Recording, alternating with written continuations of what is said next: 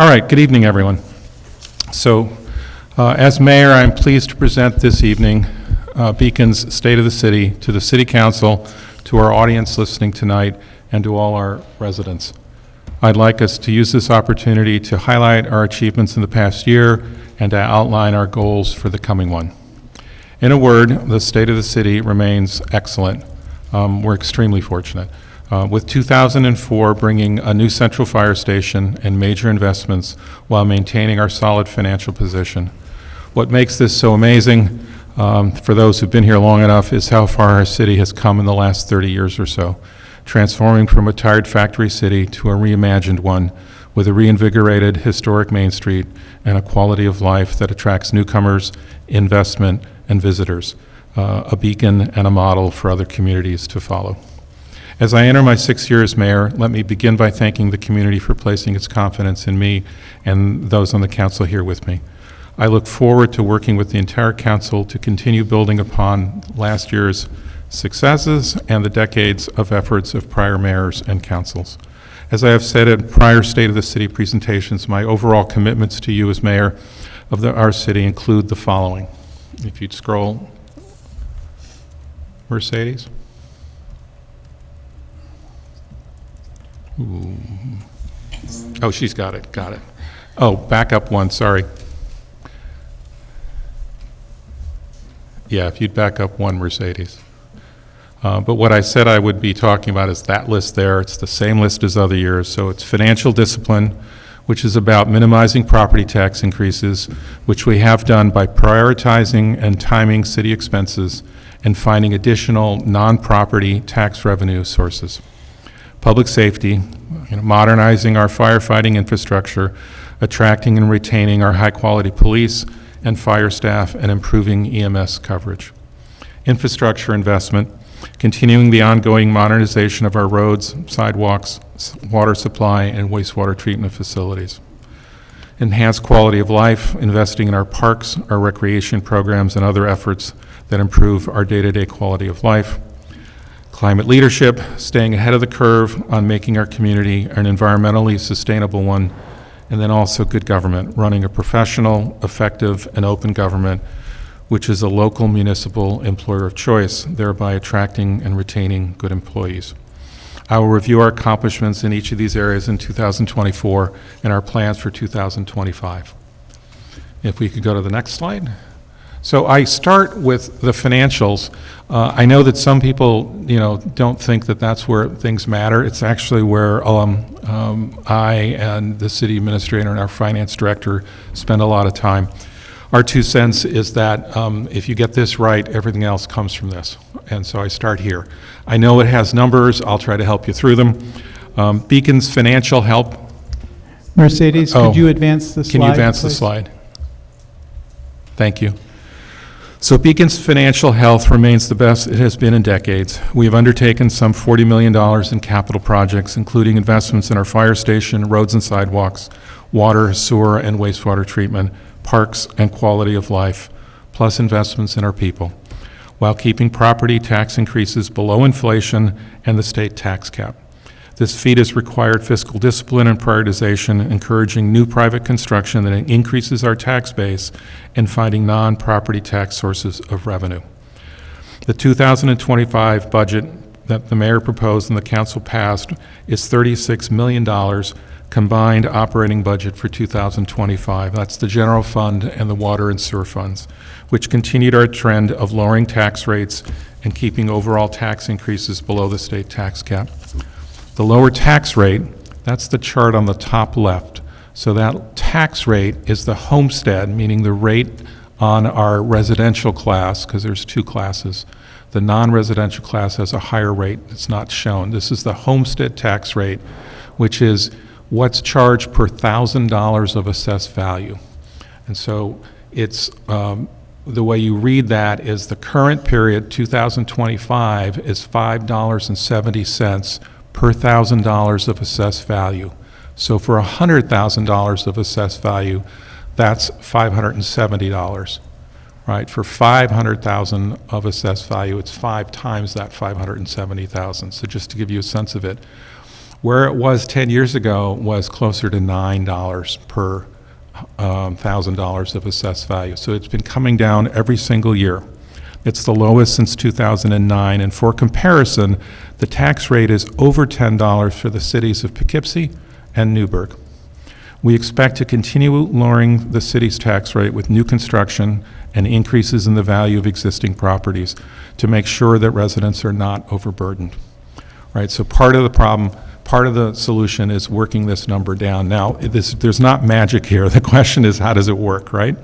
So the overall tax increase, meaning not the rate, but the total dollars that are collected from property tax revenue, which this year was around $13 million. The 2025 total levy is $13.2 million, was a 3.8% increase from the last year, which is well below inflation and the state cap. For comparison, the cities of Poughkeepsie and Kingston enacted 9% increases. We did a 3.8%. Future budgets will continue to prioritize and manage expenses to keep tax increases at modest levels. So how do we do this, right? So one is higher sales tax revenue. We were extremely fortunate in that I negotiated a 10-year sales tax sharing agreement with the county starting in 2023. If you look at the graph on the bottom right, that graph is from 2015 to 2024, sales tax revenue in millions of dollars. So previously we were getting in the 4 million range each year. The first year of the New Deal bumped that to 6 million, the second year to 6.2 million. That's a $1.3 million increase from the 4.9 before the deal to the 6.2 in this year. That 1.3 million, I just told you the property tax total for the city is 13 million. So the sales tax revenue of an extra 1.3 is the equivalent of 10% of our property tax revenue, right? So that's a big piece of the puzzle, right? And we expect that sales tax revenue to continue in each of the next 8 years. That's the deal that we've gotten. So we're very pleased with that. That has permitted us to keep taxes lower. So it's a big piece of our funding differential. The other piece is revenue from new construction. The city and taxpayers continue to benefit from new property construction and renovations, which added $37 million last year to our tax base and $178 million in the past 5 years. When I translate that, that's the graph on the bottom, the chart on the bottom left, all right? The first row is for each of the years 2021 to 2025, the growth of the total tax levy, right, that $13 million. As I mentioned, the 2025 budget is a 3.8% increase on that total.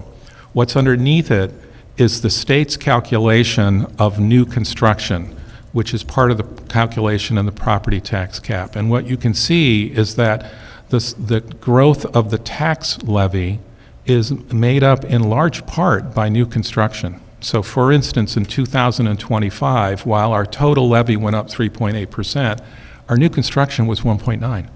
And that new construction brings in tax revenue that wasn't there before, so everyone else's tax bill only has to cover the difference. Okay, so that's the benefit of new construction that we're seeing, that between the new sales tax revenue and new construction, that's how we manage to keep the tax increases below inflation and below the state tax cap. It isn't magic, it's just watching the alternative sources of revenue. We also are looking at new revenue sources. The mayor's, my 2025 budget added 2 new revenue sources to help reduce pressure on property taxes, a 2% occupancy tax on hotel and short-term rentals. So that's designed to get our visitors to pay some of our tax bill, right? And we believe will be a revenue source, not as significant as these two I've shown on the page, but will make a difference. The other one is a share for the city of the state cannabis tax from dispensaries here in the city. Finally, the mayor, the city administrator, and the finance director, we spend much of our time focusing on these numbers, seeking non-property tax sources of revenue, prioritizing and timing our spending, and borrowing only what we need with the city's strong AA2 Moody's bond rating. So let me take a second. A bond rating is what the Wall Street folks are saying is the risk associated with buying bonds from this city. A AA2 rating, Dutchess County has a better rating. I don't think anyone in the area in the county has as good a rating as we do. I think the couple of them match it, but it's a very strong rating, and that makes our borrowing costs lower. Basically, the interest that's charged goes down. So I just wanted to start with that. I know that was complicated, but I like numbers. You know I like numbers. Now we'll keep going and show you all the stuff we've done with that. So let's go on. Mercedes, you can go to the next slide. So let's talk about public safety. And of course, the story that we're going to talk about is the fire station. There we go. So our most obvious and largest accomplishment in 2024 was the on-time, on-budget opening of our city's new $14.7 million fire station. After more than 20 years of study and debate involving far too many sites, I required the reuse of the 1980s Tompkin Hose Firehouse, trimmed down building proposals to the essentials, and got the new sales tax revenue in. This not only minimized the property tax funding that we needed for the firehouse, but let us also invest in an all-electric facility with geothermal heat wells and in a beautiful and historically appropriate facade at the gateway to Main Street. In November, I was honored to join elected officials, the council, and almost 300 residents for a ribbon cutting and community celebration of the dedication of the firehouse. The station houses all our firefighters in one location with state-of-the-art equipment, which has already improved operations, training, and safety. It also honors the proud history of our 3 volunteer companies with memorials in front of the building and displays of extensive memorabilia inside. In 2025, we'll be selling our 2 older and obsolete firehouses, which is essential for financing a portion of the new one, with protections on those sales to ensure historic preservation. We will also be seeking to replace our current ladder truck, which, while not yet outdated, is costing more than expected to maintain. Police, we added another civilian dispatcher in 2024, which is both cost-effective and frees up officers to be out in the community. That said, our police department has many vacancies. This reflects the national issue, with retirements and attrition outpacing new recruitment and training.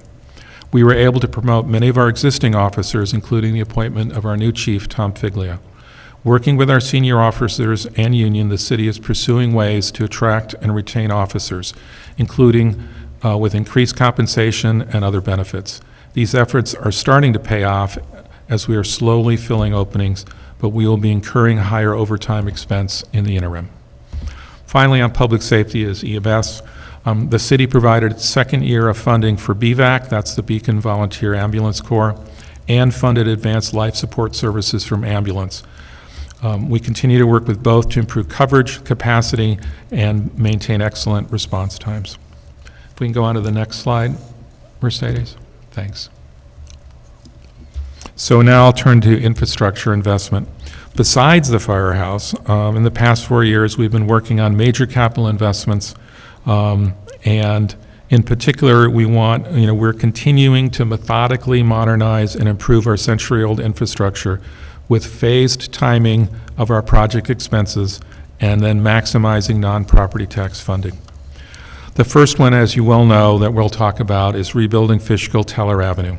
In addition to the new central fire station, the other major project of 2024 was finally completing the preparations for and the launching of the rehabilitation of Teller and Fishkill Avenue. This effort dates back to 2001, and had City Administrator Chris White not prioritized the time-intensive right-of-way acquisition process and the final engineering design, we would have lost $9 million in state and federal funding. This work is more than half complete and on time, despite unexpected below-ground discoveries, and is slated for completion by the summer of 2025. This follows our recent end-to-end repaving and sidewalk bump-outs on Main Street, and also the partial repaving of Route 9D. Other roads and sidewalks, our highway department last year milled and repaved 28 streets, continuing our yearly cycle of systematic repaving. In other projects, we installed 34 ADA curb ramps, sidewalks on West Center Street, and rebuilt the exterior staircases at City Hall from Beekman Street up to Main Street. In 2025, we will extend sidewalks and repave Route 52 to the city limit. rebuild the Walcott Avenue sidewalks along South Avenue Park, repave more streets plus parking lots at Memorial Park and also at the Van Nydek parking lot, and continue to stripe side streets off Main Street to improve parking. Water and sewer. The Water Department began a citywide water meter replacement project in 2024, installing smart meters that allow the city and residents to monitor water usage online. We also continue to modernize the city's aging sewer system with the construction of a new West Main pump station and force main, and rebuilt the box culvert for water runoff underneath Washington Avenue. We'll complete these projects in 2025 and then begin replacement of the Mount Beacon water supply tank. What you see on the page is, if you look carefully, the one on the left is the platform for George Washington's head, and they're moving We it. advance, Yeah. Mayor. Oh, I'm sorry, it's been advanced? Yeah. Got it, I haven't advanced mine. Okay. So what's on the screen is the West Main pump station, so that really, really big crane on the top right was needed to do some of that work, and it took a bit longer than we were thinking because there some of the discoveries we made there. Okay? Wastewater treatment plant and the transfer station. In 2024, we upgraded the wastewater treatment plant's primary settling tanks and renovated staff locker room and showers. We also did a full window replacement and clean out of our recycling center, which is also the old incinerator building. In 2025, we'll replace the plant's dewatering system and aeration blower, and we just completed its roof replacement at a substantial cost savings. Also this year, we're making improvements to our municipal building. Using city staff where sensible to save cost, including renovating the police locker room and dispatch area, exterior and interior painting and repairs, and also reconfiguring the city clerk window area. And then our dummy light amazingly survived the year, our much loved and much rammed light. Maybe the striping and the signage helped, don't know. So let's go to enhanced quality of life. That would be the next slide. That you've got it up. Thank you. We continue to increase the programming budget and make capital investments in parks and recreation, as well as other aspects of our community's quality of life. So let's just talk about that. First of all, and this is on the bottom right of that picture on the screen, with our veterans, we celebrated our 100th anniversary of the city's memorial building on Main at Teller. This is the only municipal building in the region built to honor our veterans. We have forged a great partnership with veterans groups over the last years, winning substantial grants to modernize the building and much more extensive use of it by veterans and the entire community. Expect more events there in 2025 and 26 as we approach the nation's 250th birthday. The Recreations and Parks budget, that's the chart on the left. The budget for 2024 exceeded $1 million for the first time ever. So this is recreation, parks, university settlement, the pool, and adult recreation, if I've got that right. 10 years ago, the same budgets were just over $300,000. So what you're seeing in the chart is starting in 2010, the Parks and Rec budget, the items that I mentioned, in millions, and so 0.26 on the 2010 is $260,000, and the 1.00 in 2024 is $1 million. So you can see the investments that we've made in programming. This is just the programming component. What's not included here are the capital investments that we've done to our parks and also to University Settlement. And you've seen those results both at Memorial Park, at Green Street Park, and you'll be seeing them this year at South Avenue Park. So we've made substantial investments in our parks and recreation. In 2024, that included the reconstruction of the We Play playground, the toddler park, that's the ribbon cutting at the top right, with new play structures, surfacing, fencing, and site and amenities. In 2025 at South Avenue Park, we will be refurbishing the tennis and the basketball courts and installing public bathrooms. And Memorial Park will see upgrades to the skate park, fencing, and also its parking lot. Main Street last fall was named one of 3 in New York ranked nationally. We're 28th out of 100 as amongst the cleanest main streets in America. This recognition complemented the prior year's Walker's Paradise listing for Beacon, which got a 96 out of 100 in walkability scores. So these are external assessments of our main street and our ability to walk to get to where we need to in Beacon. Let me talk about the rail trail. At the city's urging, Dutchess County Planning completed a feasibility study in late 2024 of converting the Beacon-Hopewell rail spur into a rail trail, which will be presented tonight right after this is done. So we're really pleased to see you, and we look forward to hearing what you've got. We are encouraged that this study will build momentum for the next steps of engineering, design, and planning. I have made the rail trail my personal top priority for 2025 and beyond, and am excited at the prospect of a rail trail connecting our waterfront and our main street to the 700-mile Empire State Trail system. Also, I recently testified with my strong support of the proposed Fjord Trail from Beacon to Breakneck Ridge, and maybe to Cold Spring too. The city is working with the Fjord Trail to locate a future trail maintenance facility at our transfer station. Our maintenance facility partnership with them will help accelerate trail construction in Beacon and connect to our parks, our trails, and our train station. I also established a committee to look at Route 52 and to thinking how it will shift gradually from largely commercial and industrial uses to include more mixed residential and retail uses. That includes planning for connections to the directly adjacent rail trail and an access road to our schools in the Camp Beacon area. And finally, let me talk briefly about housing and affordability. Dutchess County Planning, so it's your second plug of the evening, has recognized that Beacon continues to do more than its fair share to improve housing and affordability in the county, with almost 30% of Beacon's rental units in affordable programs, second only to the city of Poughkeepsie. We have encouraged the county to look at developing part of its DMV lot on Main Street to include affordable units. The state has recognized Beacon as a pro-housing community, opening up funding options. Metro North is reviewing proposals to build housing on top of its north parking lot, and this project would be fully consistent with our current zoning and includes 10% below market rate units. In addition, New York State has just announced that Beacon qualified for state funding for homeowners to build accessory dwelling units under the +1 ADU program. So lots there, more to come. Let's go on to climate leadership. Thank you, Mercedes.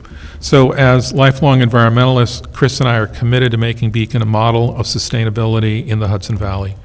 Beacon was one of the first and one of only 15 of 1,600 local governments in New York to achieve the state's highest silver certified climate smart community status, which gives us access to grants that fund additional sustainability efforts. In 2025, we expect to install a photovoltaic system atop the city's highway garage to add to the city's self-generated electric capacity. The city already generates over 70% of its electric needs from solar arrays here in the city and purchases renewable energy credits for the rest. The city will continue to grow its all-electric and hybrid fleet in 2025 and taking advantage of state climate smart grants to finance the purchases. We added EV charging stations at our fire station lot, and this year we will see additional chargers installed at other municipal sites. As we mentioned, our central fire station is fully sustainable, right? All electric, high efficiency insulation, geothermal heating and cooling, and natural lighting. And then last year, we continued to grow our popular municipal composting program. We increased the number of composting toters, we washed them each week at pickup, and we provided clearer instructions on how to use it effectively. And then finally, in 2024, we earned our long-standing status as a tree city, planting 55 trees, including those from a new program for property owners to purchase and plant trees at a large discount. We also expanded our pollinator footprint, including a 2,500 square foot pollinator patch that's in front of the city's Hidden Brook Rural Park. And you can see trees on the bottom of this one photo, the chargers on the left, the composters on the right, and hopefully the Fjord Trail when it comes. Let me talk good government real quick and then let me close. All of the above projects could not have been done without the ongoing effort of our city's workforce and managers who have saved taxpayers hundreds of thousands of dollars by preparing building sites, doing in-house renovations, and managing effectively. Chris and I are committed to providing residents of Beacon with a professionally run city, one that uses taxpayer funds effectively, provides superior infrastructure and services, is responsive to residents, that empowers our department managers and develops our employees. In terms of labor relations, we have a strong collaborative relationship with our employees and our 3 unions. In late 2024, we negotiated a new 3-year contract with CSEA, which covers half the city's workforce. In light of higher inflation in 2021 and 22, this agreement provides a sizable 3-year salary increase. In 2025, the city will be negotiating new contracts with our fire and our police unions. Our investments in staff and management style are paying off as the city is becoming known as a local employer of choice. That allows us to attract and hire strong and motivated candidates. Our new city planner joined in 2024. Our full-time HR director continues to improve workforce policies, training, and support. And we are in the midst of hiring a new building inspector. Well, actually, we hope to be approving him tonight, and expect first responder hires to come, both fire and police. And then Beacon continues to record, live stream, and air on cable all council, planning, and zoning board meetings. We regularly share city news on our website, with the press, and via social media, YouTube. That makes us a leader in the region for our accessibility, our inclusion, and transparency. We are here to serve you. Let me just give you final words. So as I said at the start, the state of Beacon remains excellent. Mercedes, if you'd go to the last slide. Together, we've accomplished much during my 5 years as mayor, and I look forward to the goals we have laid out for 2025. Just on the screen, there was a dedication at Madame Brett with the Daughters of American Revolution. In the middle, believe it or not, is the chief and the mayor doing ice rescue training. They threw me into the water and then bailed me out. And then on the right is the county exec wanting to visit our fire station. It was actually really cool. I had a lot of fun. So I want to thank our city council, the employees of the city, including our department heads and our city administrator who make it all happen, as well as all the residents who volunteer their time for the city and the community in so many ways. The focus of my community service across more than 3 decades has been the city of Beacon. 18 years as a councilman and now my 6th year as mayor, and it's an honor to serve the community I love. Onward. So thank you very much.